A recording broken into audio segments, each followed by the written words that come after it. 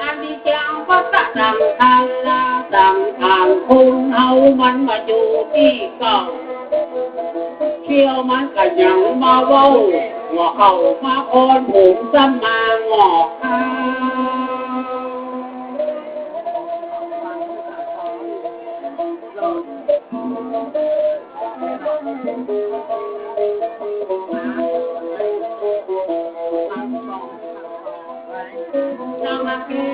กันนันนิจาวัฏสังขารนาสังขารพวกเอามันก็อยู่ที่เก่าเที่ยวมันก็ยังมารู้ว่ากันบ้าหัวเอามันก็ยังมารู้ก่อนชีวิตมันเราแน่บาดใจบอกไม่ค่อยดอกไม่จะไปว่าข้าจองชีวิตคนเอาเปรียบเหมือนละครนุ่มๆดอนๆอย่างกับโตขึ้นนา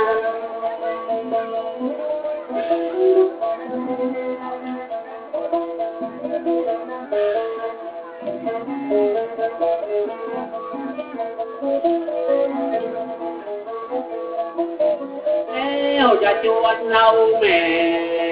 แอนตุ้ม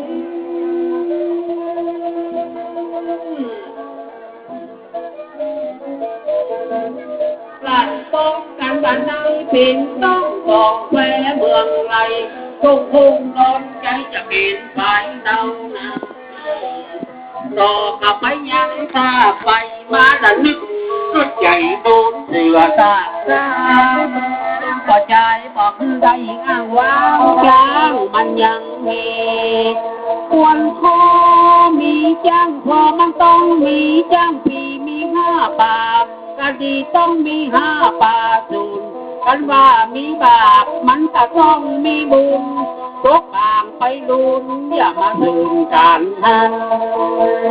จะเป็นใหญ่บ้านกับผ่านผู้มีเกีย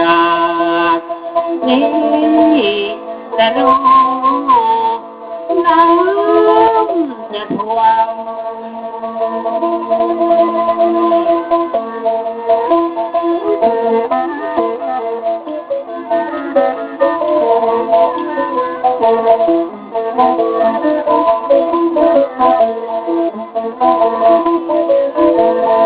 ตั้งมาเปิ้นว่าผ้าลายสีมันดอกยกเวลาอย่าเก็บมาตกมันหากมีลายสีทุกวันอย่าเป็นใจดีกับแม่เมยท่านี้ได้มาเป็นเพื่อนสร้างล้างอย่าสมเพิ่งกวนสีนวลมันจะไหลตุยเฝ้านี่แต่น้องนั่ง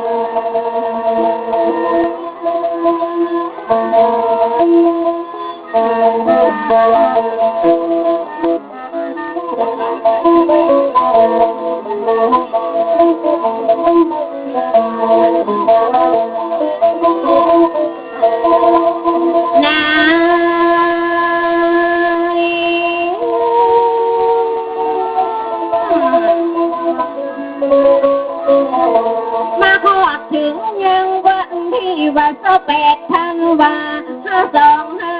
5252เล่นยังหอดตาหน้ากะลามห่วงเกี้ยวพี่น้องเขาล้อท่าเขาจะได้เที่ยวที่วัดวังหลวง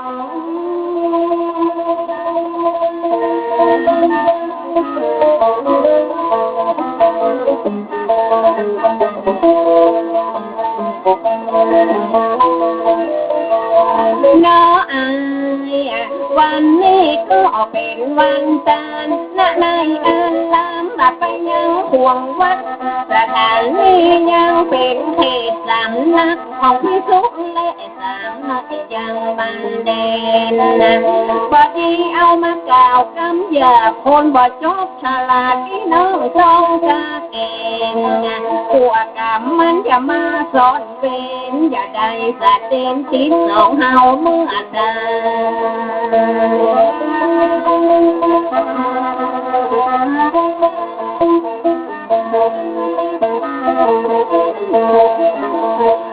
Thank you. ทั้ง5 หมู่บ้านเพิ่นห่างได้รวมมาใจ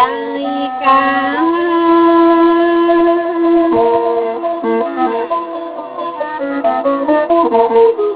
เด้อเจ้าคิดว่าบ่ติที่จะลุกเป็นหลังเวลายาวนานกันมาขนาดตั้งแต่2546กันจนได้อดเงินแบงค์เงินบาทช่วยกันและยังขนาดถึงจะได้เป็นหลังส่งท้ายกระเป็นสมัยเป๊ะพัดเป็นหลังไม่ซักแดงเหมือนทองคำพี่น้องบางหลวงเปิดเจ้าเงินเจ้าคำหอมกันคนปันหอมกันคนน้อยแล้วมาก็จะหลงกันคนนี้อะไรน้องเลยนะ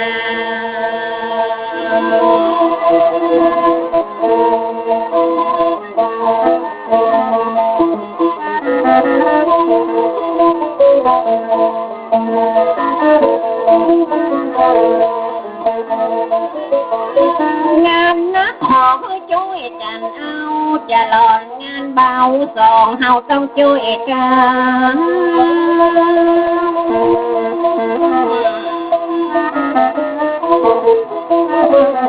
หาพิวอย่าได้ว่าตัวผาเองมากันบาตาวันเล่งอย่าเป็นไม่ที่ดอกกันบาตาวันออกจะเก็บดอกใส่คันวันนี้เป็นใจคือมันแบ่งทุกวันกับลงทางได้มาเป็นเพื่อนโกงกำมังงานกับไปยังจันลองสัญญานับรอไปบัดใจงอนรวมกันอย่าตั้งพี่ตั้งน้องผู้สอนว่าจะเป็นยังไงต้อง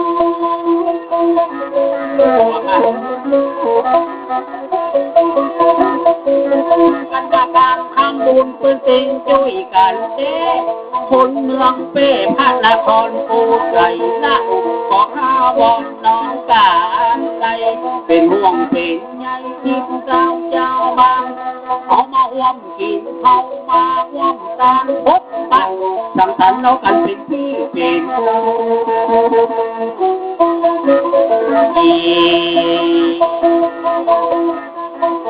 บ้านว่าเทียน้อยก่อนมันไหลลงหา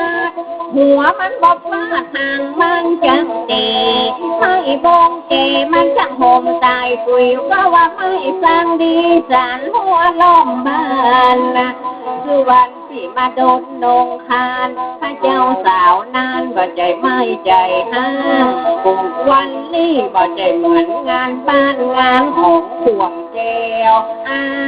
ลาม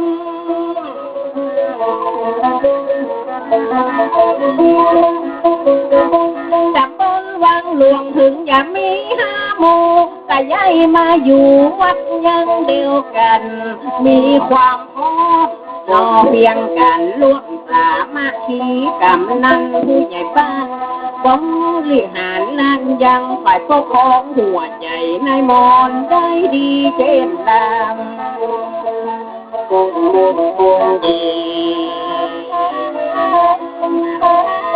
เป็นบ้านทำบ้านเจริญบ้านพักอันนี้เป็นบ้านเจ้าจางบ้านมหาเศรษฐีพี่น้องล้วนแต่เป็นคนดีความสามัคคีคือพบเพียงเมียงนาทำบุญแล้วก็กินสร้างเนากันเป็นกันโป้งานต้นมามีงานจะลองต้องป้องกันสารหน้าเพื่อจะผ่านหน้าเอาว่าโป้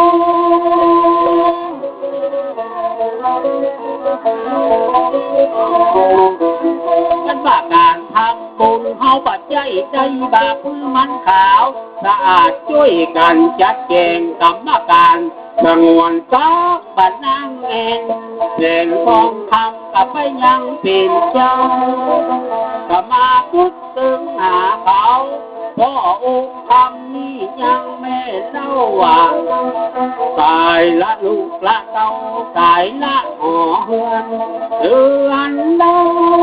ง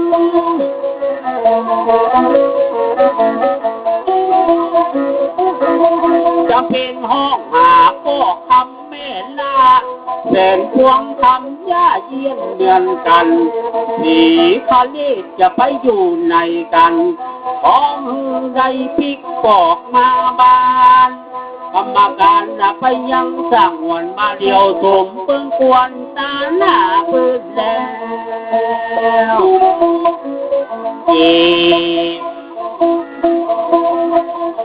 จะขึ้นถึงหาตั้งพ่อตั้งแม่กินแต่ทานแต่นึกยังได้หาตั้งได้เป็นบรรพบุรุษเลยยังบิดามารดาของยังแม่เจ้ามี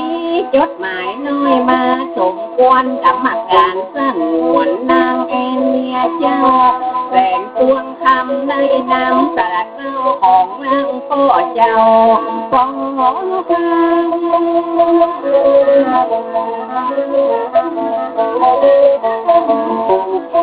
คือเทิงหายังกับพี่ที่เป็นพ่อ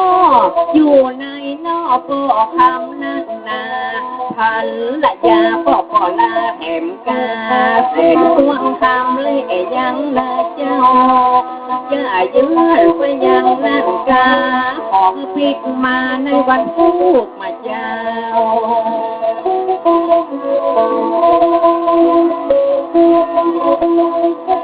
กันมาตายเป็นผีได้หนีเข้าป่าจ้าดินกะซ้ำถมหน้าญากะซ้ำถมหลังศรัทธาก่อไฟแถมกำสังมาเล่นจะลันคัดผมเป็นลังก็จะตามหาป่อองค์คำป่อทานนัดคงเล็บประมัดนั้นคัดสมจะไปมองติวกันกับแม่ใหญ่พาแถมนางคง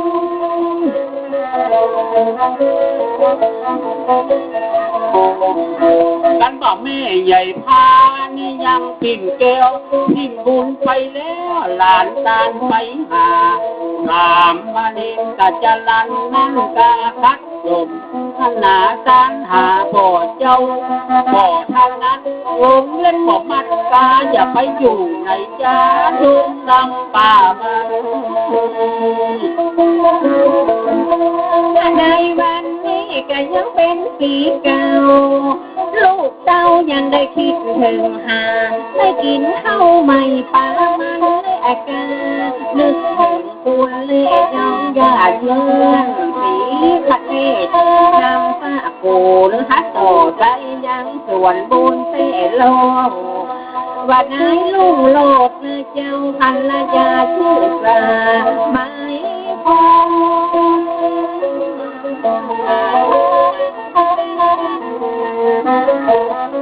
ว่าเส้นพวงคำอย่าตั้งหาตั้งผู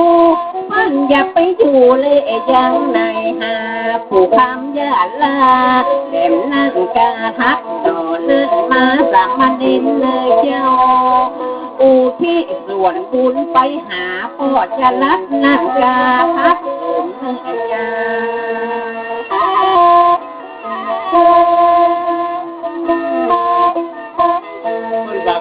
เฮ้ยกำพัดจงจากคนเราดับจิตอาสมรนังเป็นปีคำตัวนั่งมาคำคาลาวียังบอกคำอยู่ดีๆก็ยังแม่ลาเป็นพวงคำแต่ละลูกละหลานไปอยู่ในกันในดงในป่า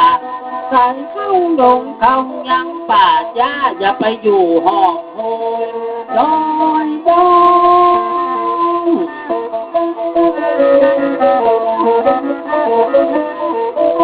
ก็เป็นสักทาของไหนลูกโลกกันนางทะเลพรมีแสนพวงคำเพิ่งก็จะตานไปหาผู้รับกรรมผู้คำและยังยาลาไปมาอันแสนพวงคำของปิดหลังหันมาวันผู้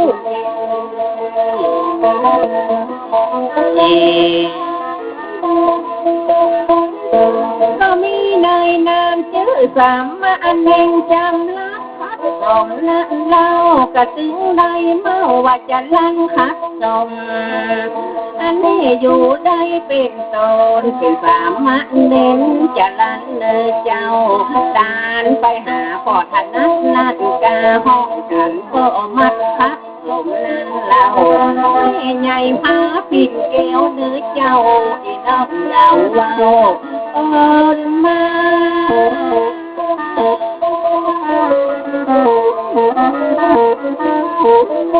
ได้กินได้การสามเณรได้อยู่วัดอยู่ในสำนักของนางพระสงฆ์จะลานคับสมนักกาอุทิศส่วนหาบิดาเนื้อเจ้าห้องกันปอมัดธนัดนันกาพ่อแม่ใหญ่พานามสกุลเป็นแก้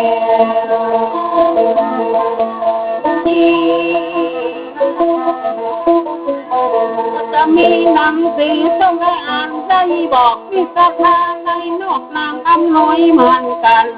การไปหาก็จะลองแทงกำพัดตุ่มนานรำลบหายตายจากปัดได้ภาคอย่าไปอยู่จังใดแม่คำหมอก็ถามทุกถามยากตั้งไปหาพ่อใครคำหันแล้วกับแม่แก้วเอ็มพอ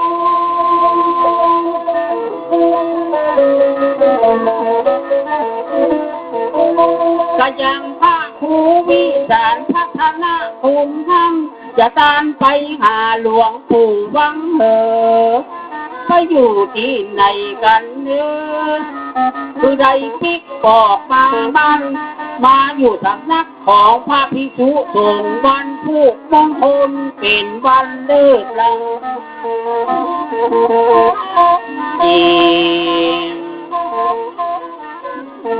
แต่ว่าวันนี้เป็นวันลิเริ่มให้จังสอมาเอิญห้องวิญญาณหาจิตวิญญาณพ่อแม่อย่าไปอยู่ในจ้าเป็นเวลาหลายปีหลายแล้งสามะเน้นว่าจะลันคับสมก็ยังเป็นห่วงตั้งพ่อฐานนัดห้องกันจึงมันว่าพอมัดก็มัดคัดสมนั่นอยู่ไหนจ้า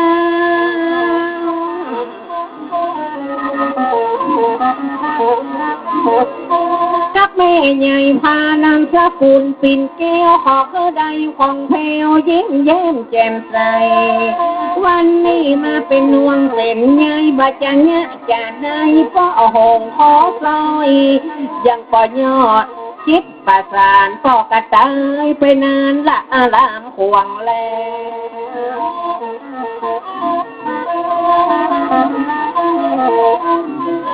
กำนันนกสงสารนั้นเป็นสัตว์ข้าเธอหู้แต่วันเกิดปัจจัยอย่าหู้วันตายวังเขาที่วังที่วันมาจากหลวงไหลไปอยู่ในหันหลวงปู่วังกับไปยังแถมพงคือท่านพระครูผมมาจริยานั่นนาที่คุณที่ยังต่อกันไปแถวป่อจูแถมมาคง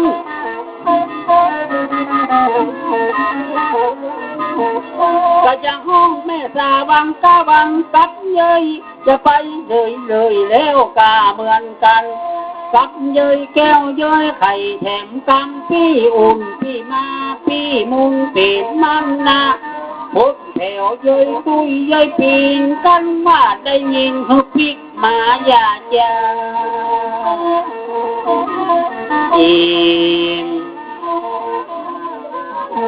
มานกของเราเป็นสัตว์อันประเสริฐหูแต่วันเกิดบอกหูยังวันตายชีวิตของคนหญิงใจตามตึงวันที่เปิดเก่าไว้ทำดีได้ดีทำให้มาเสียเวลาก็ซอยดอกไม้ยังพ่อยอดวิทยากรวัดใดพ่อไปอยู่แห่งหนได้จ้า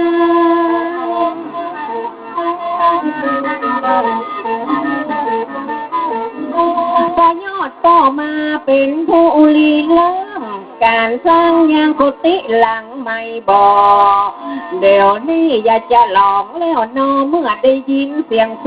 ปิดมาก้อยได้มาดูตะ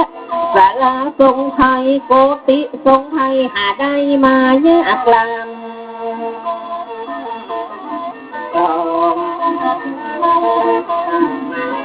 ก็จะเป็นมาห้องหาผู้ลมหายใจจากพัฒนานังแต่งกายการไปหา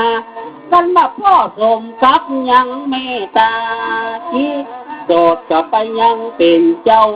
กับเย้ยจันจิตประเสริฐแถมคนแม่แก่นตามงงูกันยังเจ้าแม่บุญที่วางยังเป็นเจ้าถิ่นสันไปหานายเชน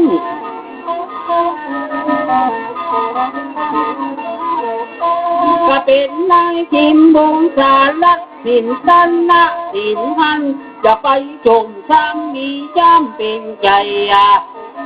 ย่างกับไปยังหนึ่งใบกับเครื่องใดทำน้ำเย็นเป็นมันนะเจ้าคิดแล้วกาไปหาอย่าไปคำไปกาอยู่ตั้งใดก็จะหอ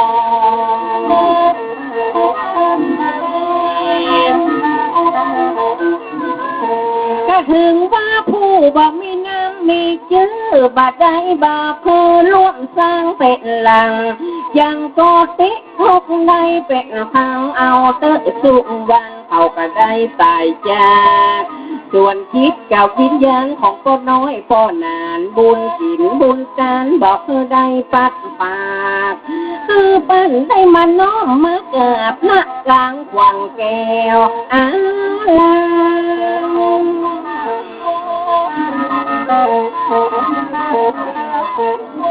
วันนี้วันดาพุธมีการเฮตะสิ่งมองสุดเรน้ำอบน้ำหอม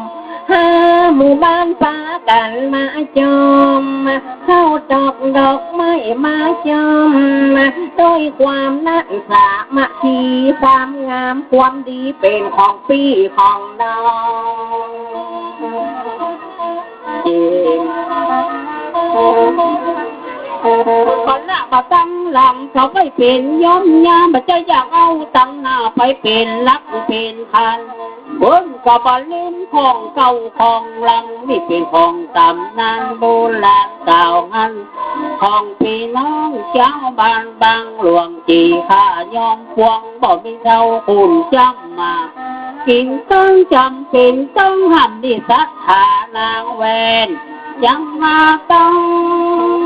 ง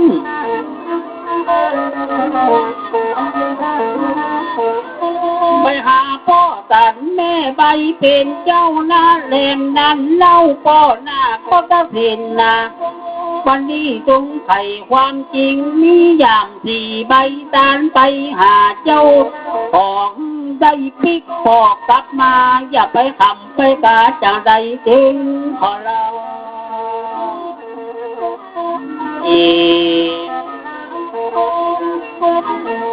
ถ้าปีน้องคนมีลายเมนนักจะได้มีงานวัดลายพุทธศาสนารวมกันยังทั้งห้าหมู่มาอันนี้เป็นเวลาหลายปีหลายเล่เพื่ออย่าลุกเป็นงานเป็นการดูเปิดยังได้จัดได้จังก็ยอดนี่ก็ยังมางมอันนี้เป็นไว้ยากร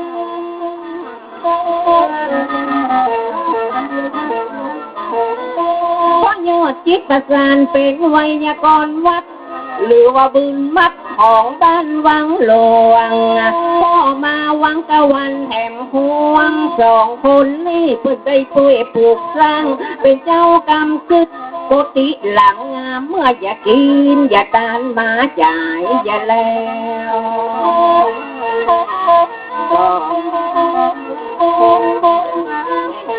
ก็ตายมาเป็นเทพนีไปเป็นเพดานมาดูทุนเล่เข้าป่าจวงป่าจันเข้าป่าไม่คนบางอิ่มมาปางใดมวยจีวังในตายความหน้าไว้เยาวัดแล้วก็ยังตั้งกอนหัวใจเจ้ามอนของวัดนางสา ตั้งตาตั้งกันจะทำไรตายความนาเมียมอง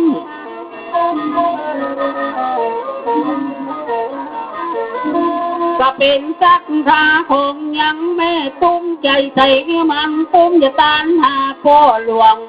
กันแม่ใส่คุณพระวงแถมกังนางวังลาเป็นมั่งกันก็จะตานหาพ่อล้านยิบสานไปอยู่ในการนิยามหนึ่งใบนั้น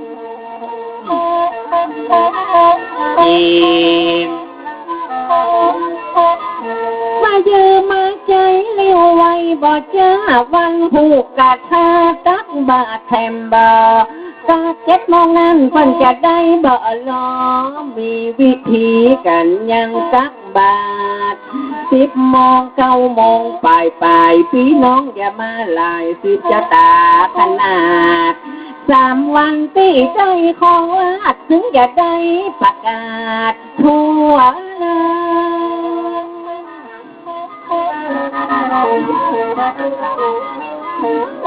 วันนี้วันดาเบิดหนึ่งอย่ามีเหตุทั้งพ่อทั้งแม่เปิ้นกะยังได้แจ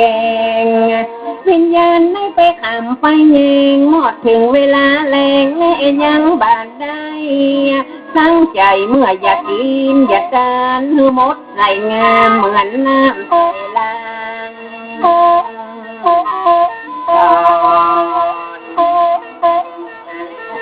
จะเป็นบางห้องหาผู้ลบหายใจจากกำมัดจุลลาโตยตันกะทีหลังคนเขาเกิดมามันบ่เหมือนกันห้องกระต่ายหลังล่างห้องกระต่ายก่อนห้องเป็นละอ่อนห้องเป็นเต่าจีกะมามวยจีวีไม่แถวดอกซองห้องไตลุมนั่งห้องกระต่ายก่อนมันบ่แน่นอนหันจาก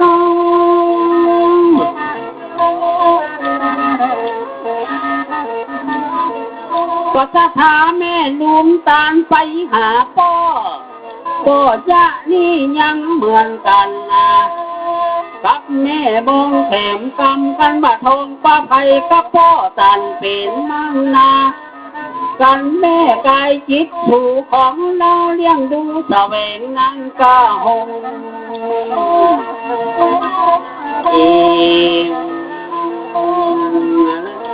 กับน้องแถมป้องกี้ว่าน้องมิตรได้เสียชีวิตจิตชูเหมือนกัน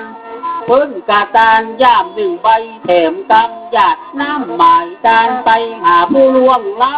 ำอย่าไปอยู่ติดสะตุนใดแสนดาไลตั้งสูงตั้งต่ำถ้าเขียนใบมาจังก็ต้องห้ามมันหูฟาดโจมโอ้โห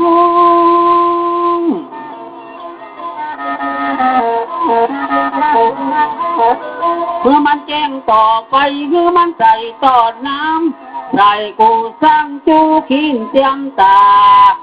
กับน้องจิตชูนั่งกาเปิ้งตาหนึ่งใบแล้วกาย่างทันละเจ้าคิดแล้วกาหมายตานทีหลังตู้เจ้าก็หยาดน้ำ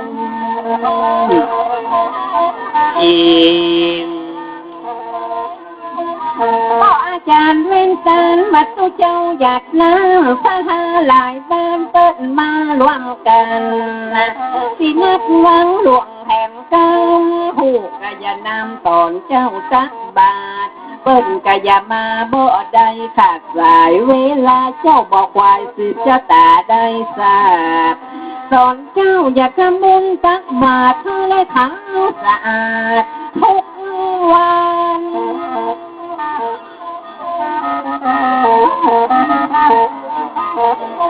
ยังสามารถเน้นว่าจะลังทับสมเป็นต้นยังคิดยังค้นหาป้อพิษตาป้อถนัดห้องกันมัดลักกาแม่ใหญ่ฟ้าพินแก้วแถมดอยวันนี้ก็อยากห้องเหียกหามาดูวัดวาอารามพวงนี้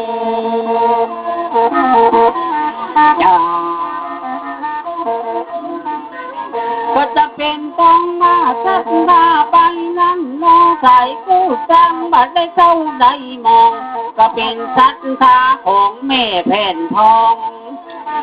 การไปหาก่อนลา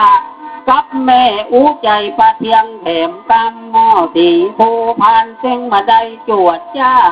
มีตั้งอย่างเร่งใบเง่งข้าจะตานหาพ่อลามึงมอง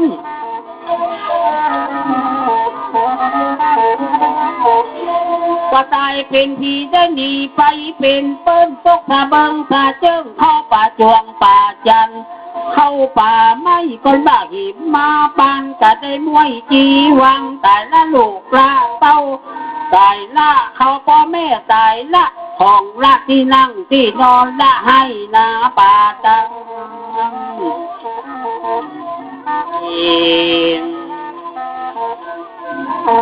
ถ้าจะได้ห้องรับของกินของเต้นวันผู้กลุ่งงานตอนจ้า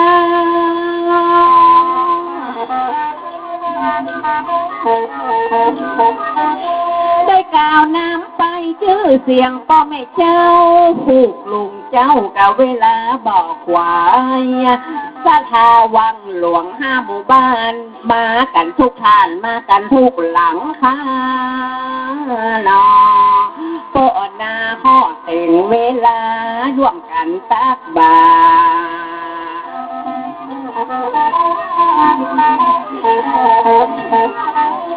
วันผูกลุงเจ้ามาทุกหลังค่ะถึงเวลา7 โมงไปหันเวลาของยังวันนั้นที่เสาเก่าหอดยัง31งานว่าสถาพี่น้องกะตึงเน้นตึงหนางานวัดงานว่าขออย่าได้ขาไปก็บอกรับรับก็บอกตื่นพื้นก็บอกมีคนเฮานี่บอกป้อ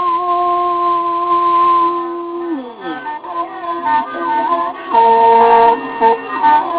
นึกถึงความตายพอให้หาไข่ต้นเต็งนี่บ้าปนความมวยจีวังไม่ตายกับไปยังความงากับเจ้าคุณเจ้าข้าของได้พิกบังกำแม่นวลกรรมการสักวันนางแอนเมียเพิ่ง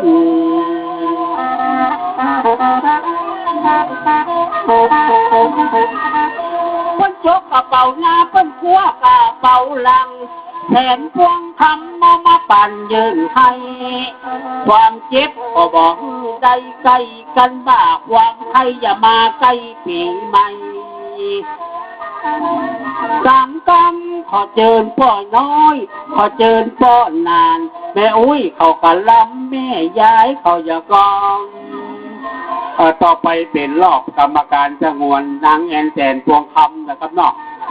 เปิ้นหื้อจ้างพ่อนยืดเส้นยืดสายสักคำวันนั่งโคตรนั่งคู่อยู่นั่งใครรับเสียมาต่อไปเป็นพ่อน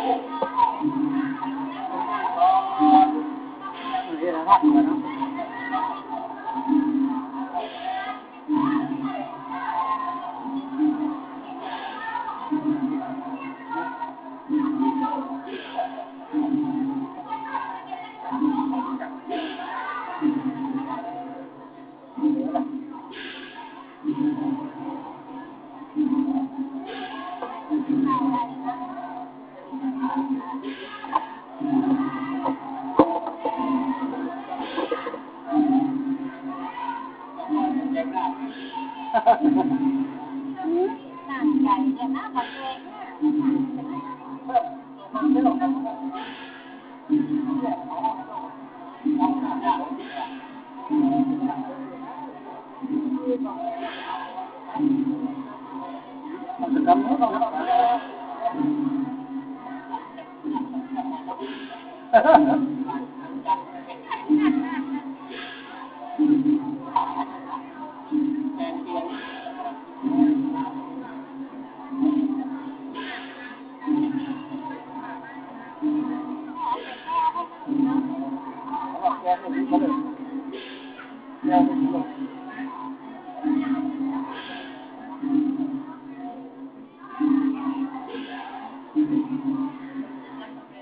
นื้อปลา